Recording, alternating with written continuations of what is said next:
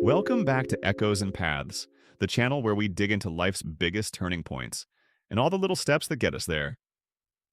I'm your host, and today is something special. Since it's Sunday, and honestly, Sundays are a great time to pause, reflect, and reset, I thought we'd do a full Q&A. We're going to revisit all the topics we treated on Echoes and Paths this past week, answering the pressing questions that have come up for your benefit and to close the week on a note of deeper understanding.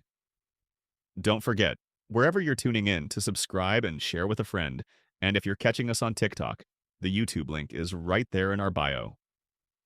Let's jump in. All right, first question that kept popping up.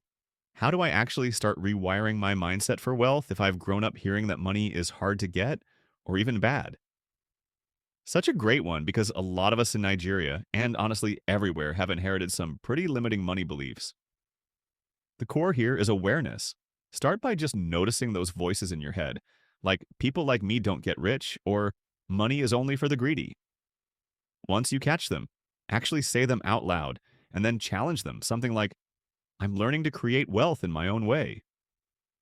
The next step is setting clear, simple goals and taking the tiniest practical step. Read a finance book. Try a savings challenge. Each small win can help push the old beliefs aside. Next question. How important is environment when it comes to shifting your mindset? Wow, so underrated.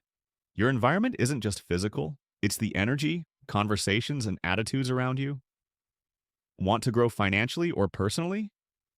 Surround yourself, virtually or in person, with folks who talk about possibilities instead of problems. Join an online group, follow podcasts like this one, or just limit time with people who drain you. You'll feel the shift, trust me. All right, moving to the next hot topic this week. What's the real secret behind consistency in personal growth? And how do you keep going on days when motivation is just not there? The secret? Consistency really isn't about big, showy actions. It's quiet, unglamorous, daily habits. It's brushing your teeth, not running a marathon. When motivation fades, lean on structure, not willpower. Routines, reminders, tiny goals, like reading 10 minutes, saving a little money, or doing 5 push-ups. And forgive yourself when you slip up. Missing a day isn't the end. It's getting back on the path that matters. Here's another listener question that hit me. How can I make consistency actually fun instead of a boring chore? Surprisingly, the answer is celebrate tiny wins. Track your streaks, treat yourself at milestones, and if possible, find a consistency buddy.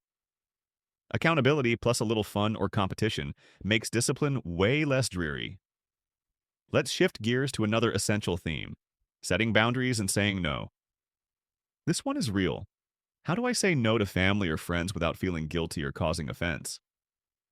Oof, that's so tough, especially in cultures where no isn't always welcome.